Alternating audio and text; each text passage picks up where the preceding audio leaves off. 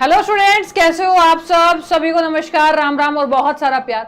मैं प्रिया चौधरी आपका स्वागत करती हूँ साइंस बाय प्रिया मैम पे। स्टूडेंट्स कैसे हो आप सब? मेरे हिसाब से बढ़िया होंगे, मस्त होंगे। चलिए आइए सेशन की शुरुआत करते हैं बहुत ही जोरदार और बहुत ही जबरदस्त तरीके से। जैसे कि यहाँ पे काफी स्टूडेंट जो है वो मुझसे जुड़ चुके हैं।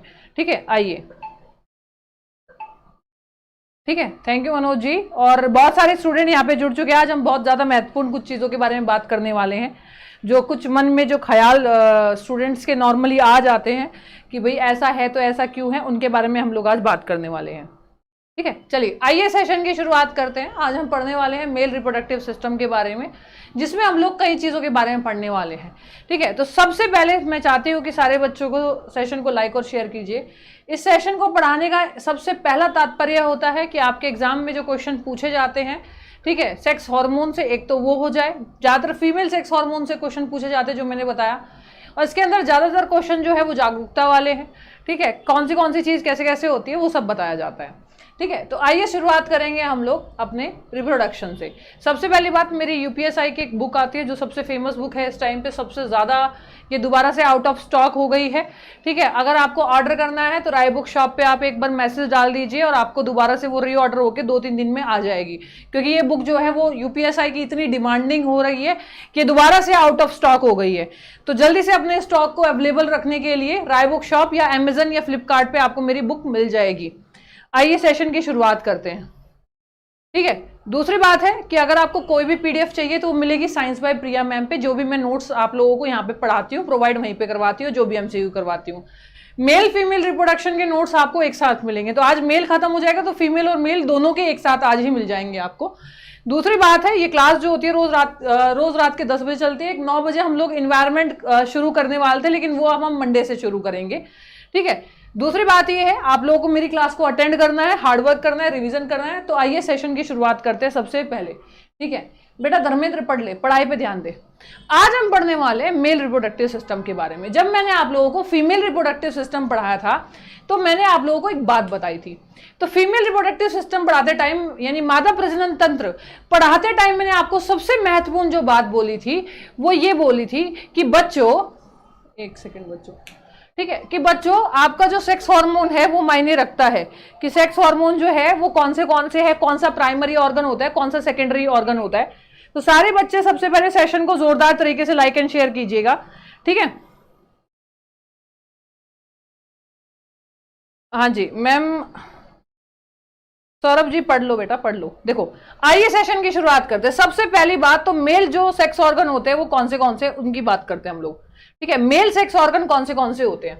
ठीक है, पहली बात तो मेल रिप्रोडक्टिव सिस्टम की बात करें, नर प्रजनन तंत्र की बात करें तो बच्चों नर प्रजनन तंत्र यानी किसी भी पुरुष के अंदर रिप्रोडक्टिव सिस्टम क्यों होता है, ताकि वो अपनी पीढ़ी को आगे बढ़ा सके। तो ये 2 हिस्सों में डिवाइड होता है, 2 भागों में विभाजित होता है। सबसे पहला होता है बेटा आपका primary sex organ, primary sex organ, और दूसरा होता है सेकेंडरी सेक्स ऑर्गन। तो प्राइमरी सेक्स ऑर्गन क्या करवाते हैं, रिप्रोडक्शन करवाते हैं। ये क्या करवाते हैं, ये तो करते हैं रिप्रोडक्शन।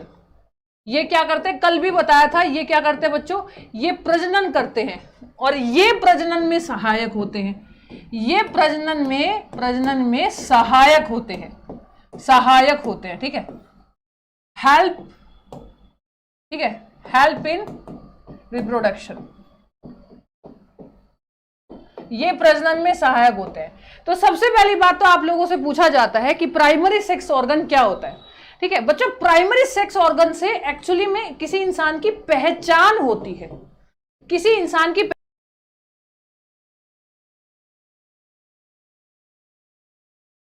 प्राइमरी सेक्स ऑर्गन है जिससे सबसे पहले ये पहचान हो कि वो लड़का है, या किसी लड़की के अंदर प्राइमरी सेक्स ऑर्गन है तो उससे ये पहचान होती है। मतलब डॉक्टर बोलता है ना कि लड़का हुआ है, लड़की हुई है, बधाई हो जी, तो वो प्राइमरी सेक्स ऑर्गन को तो देख के ही पता लगता है, यानी जो सबसे पहले अंग आते हैं। सेकेंडरी सेक्स ऑर्गन वो ऑर्गन होते हैं जो एक उम्र के आने के बाद समझ में आता है, हाँ मैं लड़का हूं और मैं लड़की को पसंद करता हूं, या मैं लड़की हूं मैं लड़के को पसंद करती हूं। ये लगभग जो सेकेंडरी सेक्स ऑर्गन जो होता है आपका, जो भी जैसे स्पर्म हो गया या जो एग फॉर्मेशन हो गया, ये लगभग 12 साल की उम्र में हो जाता है शुरू। कितने साल की उम्र में, जैसे आप बोलो मैं लड़का हूं तो ऑब्वियस सी बात है आप लड़के को कैसे पता लगा, आपके प्राइमरी सेक्स ऑर्गन से। और आप लड़की को पसंद करते हो, ये सेकेंडरी सेक्स ऑर्गन से पता लगता है, ठीक है। दाढ़ी मूछ का आना, ये सब आना, ठीक है, ये सब सेकेंडरी सेक्स ऑर्गन है। क्लियर है आप लोगों को? चलिए, यही है अर्जुन जी, हो जाएगा जी, ठीक है, क्लियर है। आइए अब आगे बढ़ते हैं। अब आगे आप लोगों के अंदर क्या क्या पाया जाता है, ठीक है, देखिए ध्यान से सुनिएगा, आप लोगों के अंदर क्या क्या पाया जाता है। यूरेथ्रा, ठीक है, ये आपको पता है, एपिडर्मिस, पेनिस, टेस्टिस, स्कॉर्टम, ठीक है, और वेस डिफरेंस। वेस डिफरेंस एक बहुत ही अनमोल कड़ी है। क्यों अनमोल कड़ी है? आप लोगों का ना एक दो बच्चों का क्वेश्चन आया था जो कि मैंने पढ़ा था, कहते हैं मैम कई बार स्पर्म जो होता है वो टॉयलेट के रास्ते बाहर निकल जाता है, तो ये एक बीमारी है अगर स्पर्म जो है वो टॉयलेट के रास्ते बाहर निकल जाए, या फिर रास्ता तो वही है लेकिन जब आपको टॉयलेट आता है तो स्पर्म जो है वो बाहर नहीं निकलता। अगर टॉयलेट के रास्ते स्पर्म बाहर निकल जाएगा तो स्पर्म काउंट कम हो जाएगा और उसके पिता बनने के चांसेस सबसे कम हो जाते हैं, ठीक है। चलिए, पिता बनने के चांसेस सबसे कम हो जाते हैं। आगे बढ़ते हैं। गुरु माँ एक बार नाम ले दो, नया स्टूडेंट, गोला गोला, ठीक है, हाँ जी। कहती बात समझ में आई? एक बच्चा बोलता है शिवांचल तिवारी, इसका मतलब है आपकी जो ग्लैंड है, ग्लैंड वो काम नहीं करती, जिसके बारे में मैं बताने वाली हूँ। बच्चों ध्यान से सुनिएगा, किसी भी पुरुष के अंदर 2 टेस्टिस पाए जाते हैं। कितने टेस्टिस पाए जाते हैं? किसी भी पुरुष के अंदर कितने टेस्टिस पाए जाते हैं बेटा? 2 टेस्टिस पाए जाते हैं। 2 testis are found in human body. मानव शरीर में 2 टेस्टिस पाए जाते हैं किसी भी मेल के अंदर, ठीक है। अब ये जो 2 टेस्टिस होते हैं ये एक थैली के अंदर होते हैं।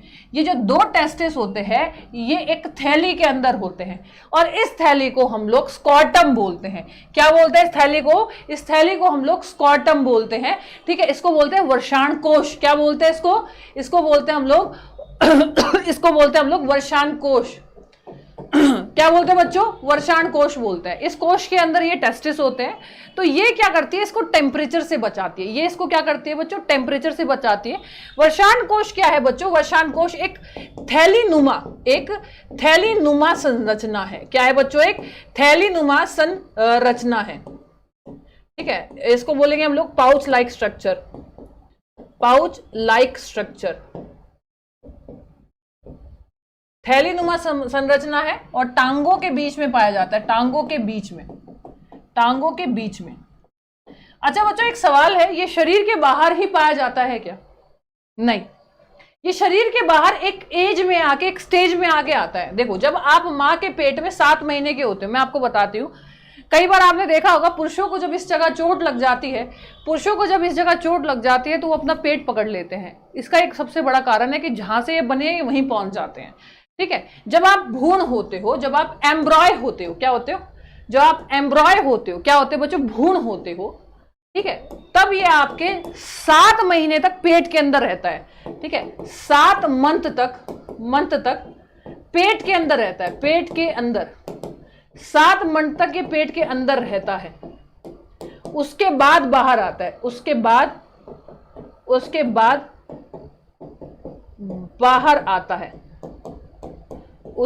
बाहर आता है। 7 महीने तक पेट के अंदर रहता है और उसके बाद बाहर आता है। बच्चों अगर सपोज करो ये किसी बच्चे के अंदर बाहर ही ना आए तो कौन सी बीमारी होगी बताइए? अगर ये किसी बच्चे के अंदर बाहर ही ना आए तो क्या बीमारी होगी? ठीक है, कहती बात समझ में आई? बताओ बेटा, कोई बीमारी है? बिल्कुल है बेटा। अगर ये 7 महीने तक पेट के अंदर रहते हैं तो इसकी एक बीमारी का नाम होता है, जो मैं आपको यहाँ पे बताने वाली हूँ, ध्यान से सुनना सारे बच्चे। अगर एक ही स्पर्म रह जाता है और ये ऊपर पेट में रह जाता है, नीचे आता ही नहीं है, तो इस बीमारी को कुछ कहते हैं। क्या बोलते हैं? एक बच्चे ने बहुत बढ़िया जवाब दिया, इसको बोलते हैं क्रिस्प। देखो ये जो शब्द है ये किससे लिया हुआ है? क्रिस्प से लिया हुआ है। क्रिस्टोर और फिर जो शब्द होगा, ठीक है, वो होगा चिडिसिम। ठीक है। ये क्या होता है बेटा, इसमें क्या होता है, ये एक मतलब एक तरह की बीमारी होती है बच्चों के अंदर। इसमें क्या होता है, एक टेस्टिस अंदर रह जाता है और एक टेस्टिस बाहर। तो ऐसी स्थिति में क्या होगा बच्चों, एक टेस्टिस में ऐसी बात नहीं, वो बाप तो बन सकता है लेकिन इसके चांसेस कम है, स्पर्म तो रिलीज होगा, कम रिलीज होगा। जैसे सपोज करो आपकी 2 आंखें हैं, एक आंख निकाल दिया जाए, दिखेगा तो पर उतना अच्छा नहीं, एक कान खराब हो जाए, दिखेगा सुनेगा तो पर उतना अच्छा नहीं, 2 किडनी है, एक निकाल दो तो चल तो रहा है काम पर उतना बेटर नहीं। तो कहने का मतलब काम तो चलेगा, स्पर्म तो रिलीज होगा लेकिन बच्चे पैदा करने की जो चांसेस है वो कम होंगे। अब आगे बढ़ते हैं, ठीक है, अब आगे बढ़ते हैं बच्चों। दूसरी बात मैं आप लोगों को बताना चाहती हूं, बच्चों, अगर हम लोग बात करें एक टेस्टिस का मतलब होगा स्टेरिलिटी, नपुंसकता। अगर किसी के अंदर एक टेस्टिस है तो इसका मतलब उसके अंदर क्या है बच्चा, उसके अंदर क्या है बच्चा, नपुंसकता है। क्या है, नपुंसकता, स्टेरिलिटी। इनफर्टिलिटी शब्द जो होता है वो महिलाओं के लिए इस्तेमाल होता है, ठीक है, स्टेरिलिटी होगा। हाँ बेटा, अगर टॉयलेट के साथ स्पर्म आ रहा है तो उसको आपको पता नहीं चलेगा, लेकिन हाँ थोड़ा बहुत आएगा। और ज्यादातर इसको अगर सोते टाइम आए, इसको नाइटफॉल बोलते हैं, टॉयलेट के रास्ते से स्पर्म आना, नाइटफॉल। और वो किसी कमी की वजह से होता है आपकी एक ग्लैंड होती है वो कमजोर हो जाती है जिसकी वजह से ऐसा होता है। नपुंसकता बोलेंगे अगर एक टेस्टिस होगी। स्पर्म काउंट की जो संख्या है, शुक्राणुओं की जो संख्या है बच्चों, अगर कम होगी, ठीक है, शुक्राणुओं की संख्या कम होगी, इसका मतलब आपको स्टेरिलिटी होगी, ठीक है, आपको स्टेरिलिटी होगी। और वो ऐसा कब होगा, जब आपका एक टेस्टिस होगा, नपुंसकता होगी, स्पर्म काउंट कम होगा। दूसरी बात, सर्दियों में जो कॉन्ट्रैक्शन होता है, देखो सर्दियां जब होती है ये ऊपर की तरफ चढ़ जाता है, ठीक है, ऊपर की तरफ चढ़ जाती है थैली, और गर्मियों में ये फैल जाती है, ठीक है, गर्मियों में फैल जाती है। क्यों, मैं आपको बताती हूँ कि जो टेस्टिस होता है वो शरीर से बाहर क्यों होता है। सबसे पहले आपके बॉडी का टेम्परेचर क्या होता है, आपके शरीर का तापमान क्या होता है। अगर मैं शरीर के तापमान की बात करूं तो 37 डिग्री सेल्सियस यानी 37 डिग्री सेल्सियस आपके शरीर का तापमान है, ठीक है। अब कम से कम अगर नीचे गिराऊं मैं इसको तो करीबन 30 डिग्री सेल्सियस से कम होना चाहिए, 30 डिग्री सेल्सियस से कम होना चाहिए। और स्पर्म बनने के लिए,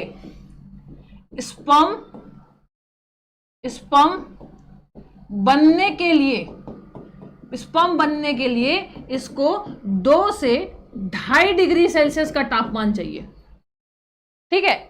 जब सर्दियां आती है तो गर्मी लेने के लिए पेट की तरफ चला जाता है, और जब गर्मियां आती है तो पेट की गर्मी ज्यादा होती है, पेट से दूर चला जाता है, ठीक है। एक बहुत सिंपल सी बात है, हमारे शरीर के अंदर टेम्परेचर ज्यादा होता है। जैसे जब सपोज करो किसी पुरुष को टॉयलेट आ रहा है तो वो गर्म आएगा, क्यों आएगा, शरीर की गर्मी की वजह से।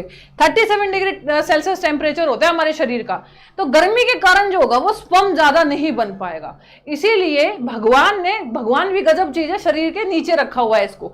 सर्दी आती है गर्मी लेने के लिए ऊपर की तरफ, और जब गर्मी आती है तो नीचे की तरफ फैल जाता है। कहती बात समझ में आई, क्लियर है। चलिए, अगर टेस्टिस के वजन की बात की जाए, ठीक है, अगर टेस्टिस के वजन की बात की जाए, जो टेस्टिस होती है इसका जो वजन होता है, इसका जो वेट होता है, सारे बच्चे सेशन को जोरदार तरीके से लाइक और शेयर करेंगे, कम से कम 1000 लाइक हो जाने चाहिए। उसके बाद आगे मैं बताऊंगी टेस्टिस का वेट क्या होता है, और ऐसी कौन सी ग्लैंड होती है जो बीच में अटकी हुई रहती है, उसके बारे में बताने वाली हूं, ठीक है। अजय बेटा, ऐसा है, पहली बात तो मैं कोई सेक्स स्पेशलिस्ट नहीं हूं कि तेरा डेली नाइटफॉल हो जा रहा है तो मैं कुछ करूं, ठीक है।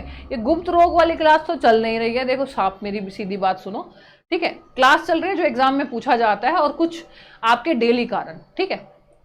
तो भैया प्लीज ऐसे सवाल यहां मत करो, ठीक है। क्यों होता है वो मैं बता दूंगी, इसका क्या कहते हैं, दवाई क्या होता है ये मेरे को नहीं पता। प्रोस्टेट ग्लैंड, बिल्कुल प्रोस्टेट ग्लैंड के बारे में बताने वाली हूं। जर्म सेल जो होती है पेनक्रियाज, राजकुमार पेनक्रियाज में पाई जाती है जर्म सेल, जो पेनक्रिया को बनाती है।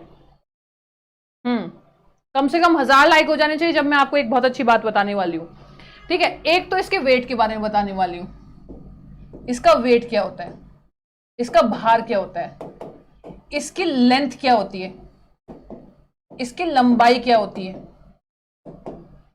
इसका वेट क्या होता है, इसका लेंथ क्या होता है, और इसकी विड्थ क्या होती है, चौड़ाई क्या होती है इसकी। भाई जब 1000 लाइक होंगे तभी आगे बात बढ़ेगी, 1000 से ऊपर पहुंचेंगे लाइक तभी आगे बात बढ़ेगी, ठीक है। और मैं आप लोगों को बता देती हूँ जो हमारे देश में रेपिस्ट होते हैं उनका क्या इलाज है।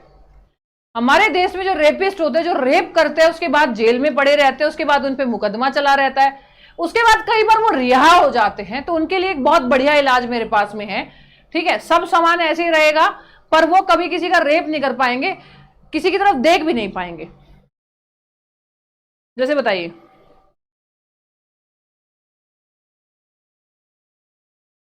बेटा टॉयलेट और स्पर्म का रास्ता एक ही है, लेकिन एक बीच में दरवाजा लगा रहता है जो इसको रोकता है।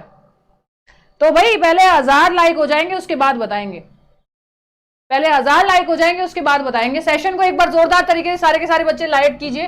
वेट की बात करें, ठीक है, तो लेंथ की बात करें बच्चों, इसका जो वेट होता है वो 14 ग्राम होगा। ठीक है, 14 ग्राम दोनों का, हर एक का, एक का। ठीक है, only one pair, only one pair. एक पेयर का लगभग कितना होगा? 14 ग्राम होगा। अगर लंबाई की मैं बात करूं तो लगभग 4 से लेके 5 सेंटीमीटर जो है उसकी लंबाई होगी, और चौड़ाई की अगर मैं बात करूं तो लगभग 2 से लेके 3 सेंटीमीटर इसकी चौड़ाई होगी। ठीक है, तो ये तो रही लंबाई चौड़ाई की बात और वजन की बात। ठीक है, इतनी बात समझ में आई? क्लियर है? दूसरी बात है, कई बार एग्जाम में पूछा जाता है भाई ऐसा कौन सा जीव है जिसके अंदर स्कॉर्टम नहीं पाया जाता? ऐसा कौन सा जीव है जिसके अंदर स्कॉर्टम नहीं पाया जाता?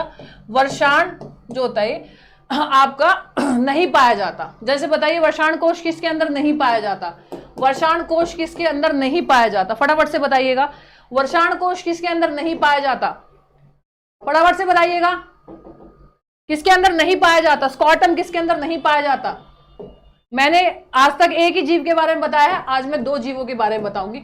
स्कॉर्टम किसके अंदर नहीं पाया जाता? ऐसा कौन सा जीव है? इंसान भी है, जानवर भी है, सब कुछ भी है। ऐसा कौन सा जीव है जिसके अंदर थैली नहीं पाई जाती, स्कॉर्टम पाया ही नहीं जाता, कोश ही नहीं पाया जाता? जैसे बताइए। बिल्कुल, देखो, एक तो हो गया हाथी, आपका हाथी मेरे साथी है ना, एक तो हो गया एलिफेंट, और एक इंसान का साथी कौन होता है? डॉल्फिन के अंदर नहीं पाया जाता, वेल के अंदर नहीं पाया जाता, क्योंकि ये तो बच्चे देते हैं ना, अंडे थोड़ा ना देते हैं, है ना, तो इनके अंदर नहीं पाया जाता। क्लियर है? क्लियर है बच्चों? अब अगर आप लोगों से पूछा जाए, कि what is the work of testis, ठीक है, टेस्टिस का कार्य क्या है? टेस्टिस का कार्य क्या है? वर्षाण का कार्य क्या है? इसका कार्य क्या है? इसका वर्क क्या है? तो आप सभी को पता है, it produce sperm, it produce sperm. ठीक है, शुक्राणु का निर्माण करता है। क्या करता है बेटा?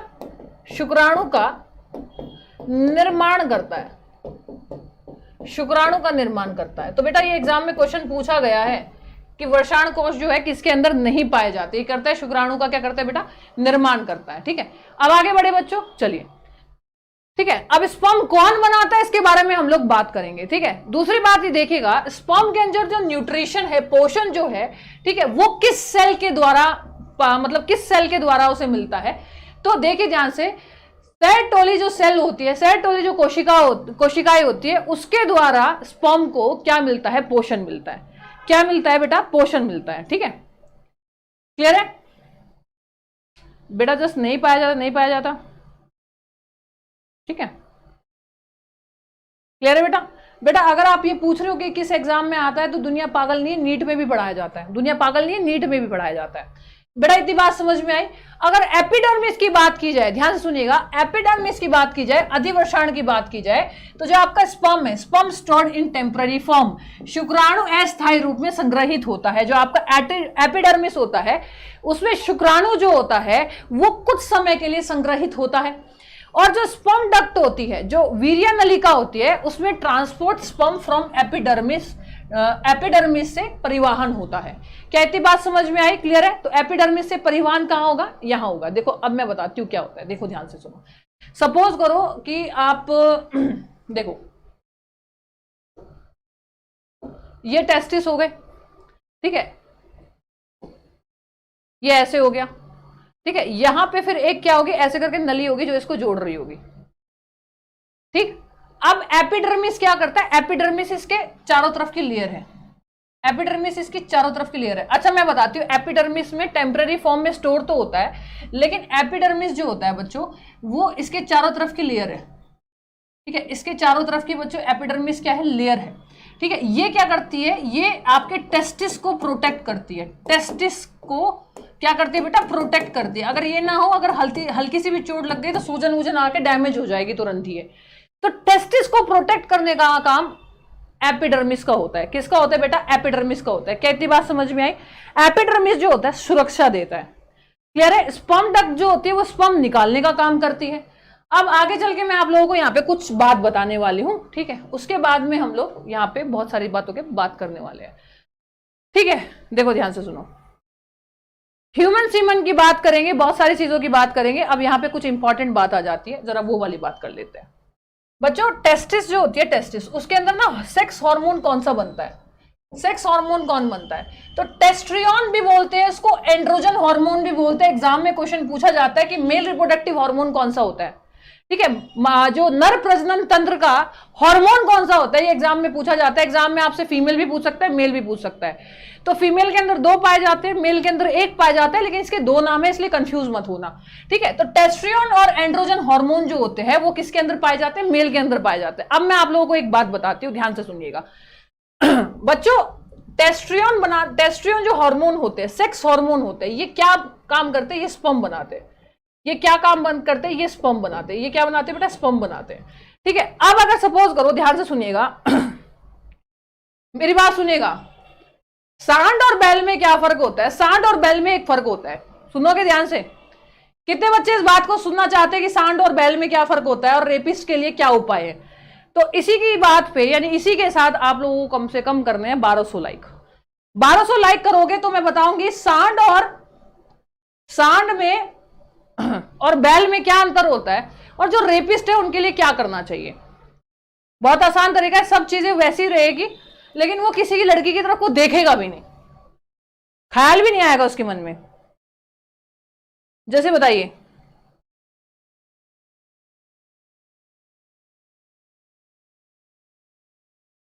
टेस्टोस्टेरोन बेटा सब में ही होती है,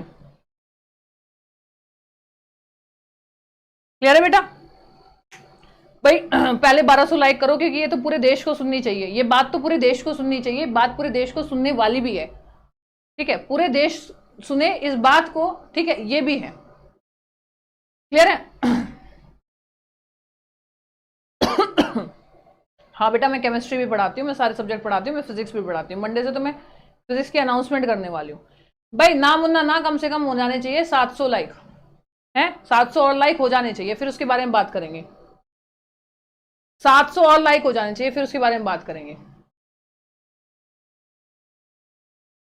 पहले 700 से ऊपर लाइक करो, फिर उसके बारे में बात करेंगे, ठीक है। एक बच्चे ने बोल रहा है कि इसको बोलते हैं वेसोटॉमी। वेसोटॉमी नहीं, देखो वेसोटॉमी का मतलब क्या होता है? वेसोटॉमी का मतलब होता है कि आपने क्या किया, नसबंदी कर दी। नसबंदी में क्या होगा, स्पर्म तो बनेगा, वो बाहर नहीं निकलेगा। स्पर्म तो बनेगा, बाहर नहीं निकलेगा। नसबंदी नहीं करनी होती ऐसे लोगों की, नसबंदी नहीं करनी होती। जैसे बताइए,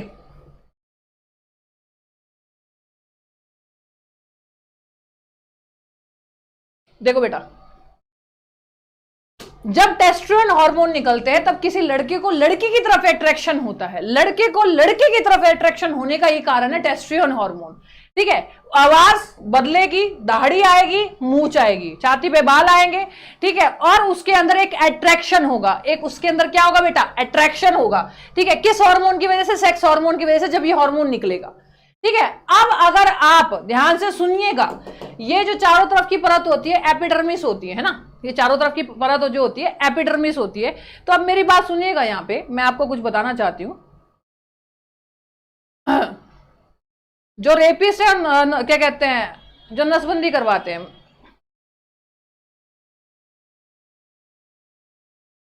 देखिए बच्चा,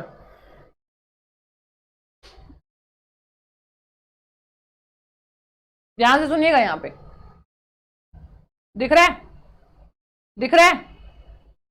एक है वेस्ट डिफरेंस। क्या है वेस्ट डिफरेंस? वेस्ट डिफरेंस क्या है बच्चों? वेस्ट डिफरेंस ना एक नली है। वेस्ट डिफरेंस क्या है बेटा? एक नली है। नली कैसे है मैं आपको बताती हूँ, नली कैसे है। देखो मेरी बात सुनना, ध्यान से सुनोगे, ठीक है। वेस्कोटोमी बोल रहे हो। वेस्कोटोमी क्या होता है? वेस्कोटोमी नसबंदी होती है। वेस्कोटोमी क्या होती है? नसबंदी होती है, वो अलग चीज है, ठीक है। वेस्कोटोमी क्या होती है? वेस्कोटोमी, वेस्कोटॉमी को बोलते हैं नसबंदी, ठीक है, नसबंदी। नसबंदी का मतलब क्या होता है, ये जो सपोज करो ये टेस्टिस है, ये टेस्टिस है, ठीक है, अब इस टेस्टिस में से नस काट दी, ये नस को क्या कर दिया बेटा, काट दिया, काट दिया, स्पर्म तो बनेगा, कट कर दिया, नस को काटने को वैस नस काट दी, तो नसबंदी, वेस्कोटोमी, टोमी की नस काट दी, ठीक है। तो वेस्कोटोमी क्या होता है बेटा, नसबंदी होता है, तो यहां से नस काट देते हैं, स्पर्म तो बनते हैं, स्पर्म तो बनते हैं पर वो बाहर रिलीज नहीं होते, बाहर नहीं निकलते, ठीक है। और जितने भी रेपिस्ट होते हैं, ठीक है, एक बैल में और एक सांड में एक फर्क होता है। अगर सांड के 2 टेस्टिस निकाल दिए जाए, अगर इस सांड के 2 टेस्टिस निकाल दिए जाए, किसके, सांड के 2 टेस्टिस निकाल दिया जाए और कुछ ना बचे, बस ये बचेगा, ठीक है कुछ ना बचे, बस ये बचेगा, सांड के अगर 2 टेस्टिस निकाल दिए जाए तो कुछ नहीं बचेगा, बस ये ऐसे बच जाएगा, तो वो बन जाएगा बैल, वो बन जाएगा बैल। और रेपिस्ट के साथ भी सेम यही होना चाहिए, ठीक है, रेपिस्ट के साथ भी सेम यही होना चाहिए, ठीक है। सांड के दोनों टेस्टिस निकाल दो तो वो बैल बन जाएगा। एक रेपिस्ट का अगर हम लोग दोनों टेस्टिस निकाल दे तो उसकी इच्छा ही नहीं जगेगी औरत की तरफ देखने को, ठीक है।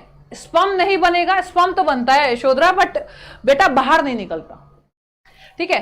अगर दोनों टेस्टिस निकाल दी जाए, अब आप सोचते हो कि मेन पेनिस को काट दिया जाए, अब आप सोचते हो कि इसको काट दे, ठीक है, आपके दिमाग में क्या आता है, सब जो मतलब ऑब्वियसली बात है, गुस्सा आता है, रेपिस्ट है, कि भैया इसको काट देंगे, ठीक है, और मतलब काम तमाम। नहीं, रेपिस्ट की हमेशा टेस्टिस निकाल देनी चाहिए। और टेस्टिस निकालने से क्या होगा, वो कभी महिलाओं की तरफ देख ही नहीं पाए, उसके अंदर फीलिंग ही नहीं आएगी, उसका जीवन ही बर्बाद है फिर, ठीक है। कहती बात समझ में आई, क्लियर है। तो हमारे इंडिया में क्या करना चाहिए, टेस्टिस निकाल दो, सांड का बैल बन जाएगा तुरंत ही, क्लियर है। चलिए अब आगे बढ़ते हैं बच्चों, अब आगे बढ़ते हैं। दूसरी बात मैं आप लोग आपको यहां पे बताना चाहती हूं, देखो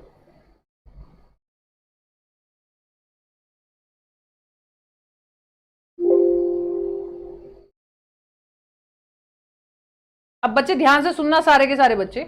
बच्चों एक होती है वैस डिफरेंस, क्या होती है, VAS, देखो ध्यान से सुनिएगा, एक होती है आपकी VAS, वैस डिफरेंस। वेस्ट डिफेंस क्या होती है बच्चों, वेस्ट डिफेंस एक नली होती है, वेस्ट डिफेंस एक नली होती है जो शरीर के मतलब एक तरह से ये देखा जाए, अगर आप मूत्र आ रहा है, आपको टॉयलेट आ रहा है, तो वो शरीर के बाहर नहीं जाने देगी।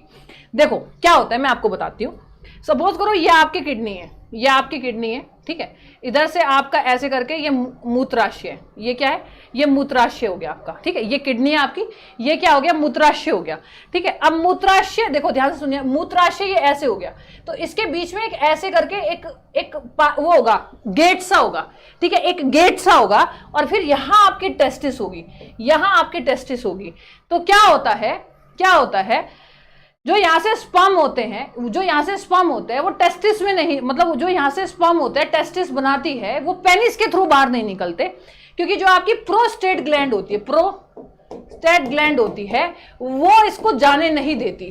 प्रोस्टेट ग्लैंड जो होती है वो स्पर्म को बाहर नहीं जाने देती, टॉयलेट बाहर आ जाता है। लेकिन मैं आपको यहाँ पे एक बात बताने वाली हूँ, ठीक है, मैं आपको यहाँ पे एक बात बताने वाली हूँ बच्चों, अक्सर ऐसा देखा गया है बेटा कि कई बार देखो जो प्रोस्टेट ग्लैंड होती है वो आपकी यहाँ पे होती है, देखो ये रोके हुए हैं यहाँ पे, ये देखो ये जो है ना, ये यहाँ पे ये देखिए, ये देखो ये यहाँ, ठीक है, ये यहाँ आपकी प्रोस्टेट ग्लैंड, ठीक है। तो प्रोस्टेट ग्लैंड जो है वो क्या है, एक दरवाजा है, ठीक है, जो स्पर्म को बाहर नहीं जाने देती है पेशाब के साथ में।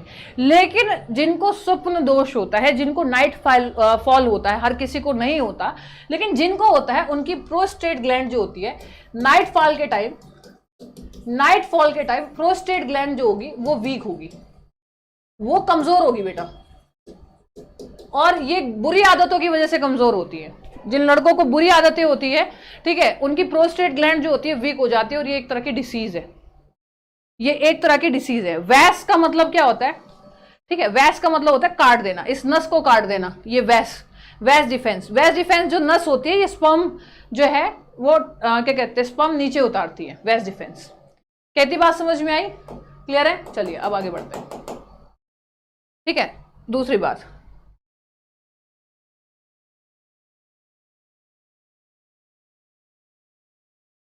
अगर मैं आगे बात करूं बच्चों, ठीक है, एक कॉपर ग्लैंड होती है, एक कॉपर्स ग्लैंड होती है। कॉपर्स ग्लैंड क्या करती है, कोई बताएगा? कोई बताएगा कॉपर ग्लैंड क्या करती है? ठीक है, कॉपर ग्लैंड क्या करती है? देखो बेटा, मेरे को कोई शौक नहीं है इन चीजों को पढ़ाने का, कुछ चीजें एग्जाम में आती है तो जब उससे रिलेटेड है तो हम बता देते हैं, उसके अलावा हमारा भाई जीवन का कोई तात्पर्य नहीं है। ठीक है, कॉपर ग्लैंड क्या होती है बच्चों? कॉपर ग्लैंड क्या होती है? जब सेक्स के ड्यूरिंग लुब्रिकेंट रिलीज करती है, ठीक है, it secrete lubricant during sex. ठीक है, इट सिक्रेट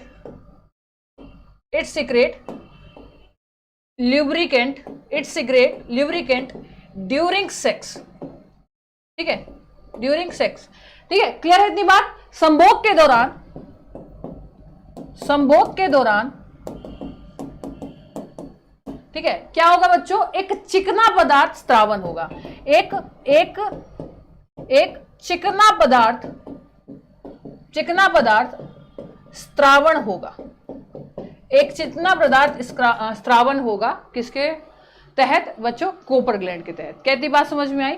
ठीक है, कहती बात समझ में आई? चलिए अब आगे बढ़ते हैं। ह्यूमन सीमन जो होता है वो क्या होता है बेटा? वीर्य। सीमन और स्पर्म में फर्क होता है, सीमन के अंदर स्पर्म होता है। ठीक है, ह्यूमन सीमन, मानव वीर्य, many of sperms are found, कई शुक्राणु पाए जाते हैं। तो सीमन के अंदर शुक्राणु पाए जाते हैं, वीर्य के अंदर शुक्राणु पाए जाते हैं, स्पर्म पाए जाते हैं। तो 3 ml में 30 मिलियन होते हैं। अगर 1 ml होगा तो बहुत कम स्पर्म होंगे, जिसकी वजह से स्टेरिलिटी हो सकती है, नपुंसकता हो सकती है। करीबन 3 ml में 30 मिलियन होते हैं और बच्चा पैदा करने के लिए 7 ml चाहिए होते हैं। बच्चा पैदा करने के लिए कम से कम 7 ml चाहिए होता है स्पर्म। दूसरी बात है, इसका जो जीवन काल है वो सिर्फ 20 मिनट का होता है। 20 मिनट में अगर कुछ हो गया तो ठीक है, मतलब 20 मिनट में अगर ये एग से मिल गया, मात्र 20 मिनट के अंदर अगर ये एग से मिल गया, अंडे से मिल गया, ठीक है, मतलब डेट। ठीक है, कहती बात समझ में आई? क्लियर है? स्पर्म बनने में कम से कम 15 मिनट लगता है, और अगर 15 मिनट से कम लगता है तो आप बीमारी का शिकार हो। कहती बात समझ में आई? क्लियर है बेटा? दूसरी बात है, जो स्पर्म होता है, ठीक है, जो स्पर्म होता है वो क्या होता है? एल्कलाइन इन नेचर होता है। स्पर्म जो होता है वो एल्केलाइन होता है। एल्केलाइन मतलब बेसिक होता है, क्षारीय होता है। ठीक है, क्या होता है बेटा? बेसिक होता है, क्षारीय होता है, और इसका जो पीएच मान होता है, पीएच जो होता है, पीएच वो क्या होता है बेटा? मोर देन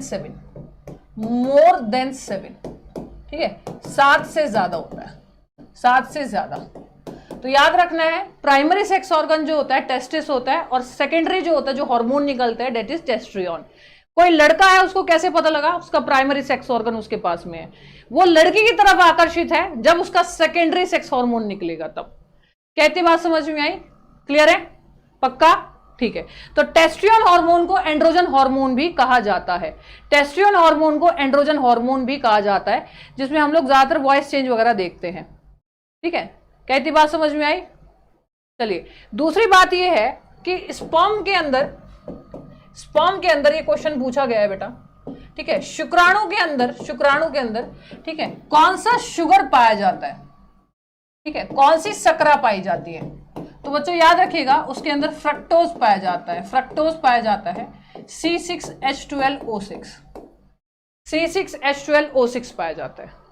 क्लियर बेटा? और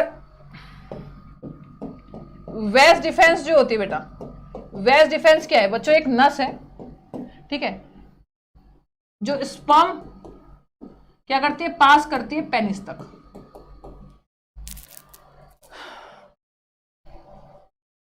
बच्चों इतनी बात समझ में आई? चलिए, अब इस सेशन को जोरदार तरीके से सेशन को लाइक और शेयर किया जाए।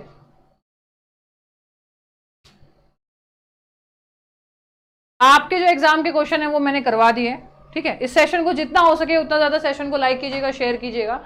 और दुनिया में रेप रोकने का सिर्फ एक ही तरीका है। ठीक है, अगर ऐसा कोई कांडी या कांड करता हुआ दिखाई दे तो एक ही काम करना चाहिए, वो मैंने आप लोगों को बता दिया है। ठीक है, उसके टेस्टिस निकाल लेने चाहिए। ठीक है, टेस्टिस निकालने से क्या होता है? सेक्स डिजायर खत्म हो जाती है। अगर किसी इंसान के दोनों टेस्टिस निकल जाए, एक टेस्टिस निकलेगा तो भी सेक्स डिजायर रहेगी, अगर दोनों टेस्टिस निकल जाएंगे, ठीक है, अगर दोनों के दोनों टेस्टिस निकल जाएंगे तो सेक्स डिजायर खत्म हो जाएगी।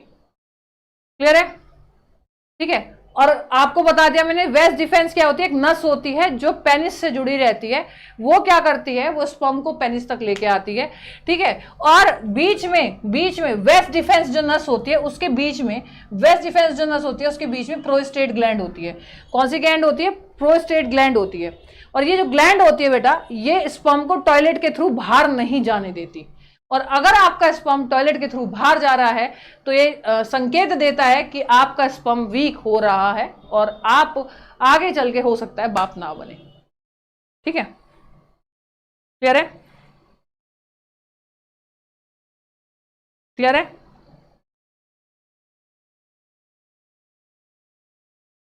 ठीक है, तो आपके एग्जाम से जो क्वेश्चन बनते हैं वो मैंने आपको करवा दिए। तब तक के लिए thank you so much. Session को लाइक, शेयर और सब्सक्राइब करना ना भूले। तब तक के लिए मिलते हैं आप लोगों से जल्दी।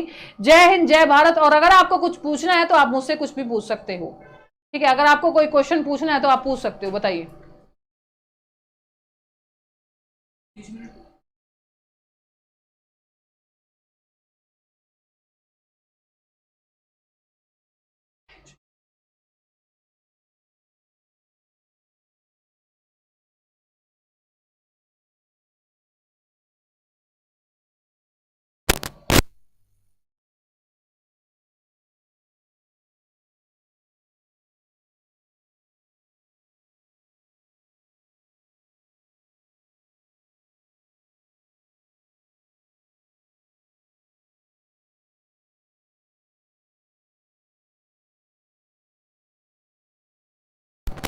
एक बच्चे ने पूछा फादर कितनी एज में बन सकते हैं? 12 साल की उम्र में बाप बन सकता है। 12 साल की उम्र में स्पर्म रिलीज होना शुरू हो जाता है।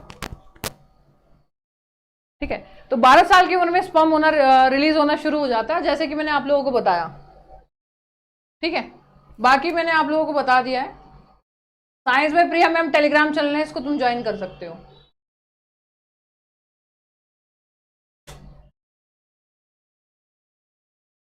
ठीक है, सांड और बैल में डिफरेंस बताया। सांड के अगर दोनों टेस्टिस निकाल दोगे तो उसे कोई इंटरेस्ट नहीं रहेगा गाय भैंस में, वो एक बैल बन जाएगा। अगर सांड गाय के बीच में छोड़ दोगे तो दिक्कत हो जाएगी। सेम वही हमारे समाज के अंदर रेपिस्ट का काम है।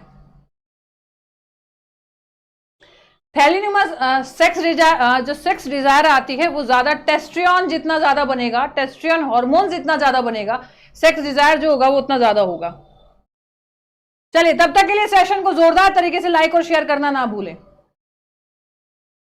अच्छा, कल सैटरडे को कोई टॉपिक पढ़ना चाहते हो? क्वेश्चन सैटरडे संडे टॉपिक पढ़ना चाहते हो, क्वेश्चन पढ़ना चाहते हो? बच्चों, सैटरडे संडे टॉपिक पढ़ना चाहते हो, क्वेश्चन पढ़ना चाहते हो? पेशाब के थ्रू स्पर्म ना आए, पेशाब के थ्रू स्पर्म आएगा भैया, तुम्हें अपने आप पता लग जाएगा। ठीक है, और ये एक बीमारी है, प्रोस्टेट ग्लैंड आपकी कमजोर हो गई है, इसका मतलब।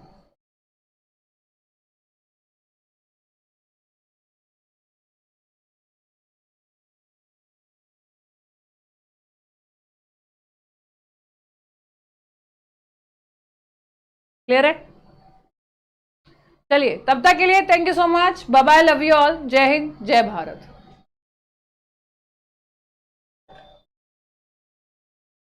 और सेशन को लाइक और जितने नए बच्चे शेयर और सब्सक्राइब करना ना भूले। बच्चों ने बोला टॉपिक टॉपिक टॉपिक, ठीक है, तो कल हम एक बहुत ही बेहतरीन टॉपिक पढ़ाने वाले हैं, तो कल सभी के सभी स्टूडेंट्स आना ना भूले। और परसों हम एक साइंस के बहुत ही बढ़िया क्वेश्चन करवाएंगे, तो उसमें भी आना ना भूले। मैं आपको रोज मिलूंगी रात के 10 बजे। तब तक के लिए भैया दुआओं में याद रखना और ऐसे ही पढ़ते रहना। जो जो क्वेश्चन आएंगे वो मैंने लॉजिकली बता दिया, और अपने समाज की गंदगी जो है वो हम कैसे हटा सकते हैं वो भी मैंने आप लोगों को बता दिया है।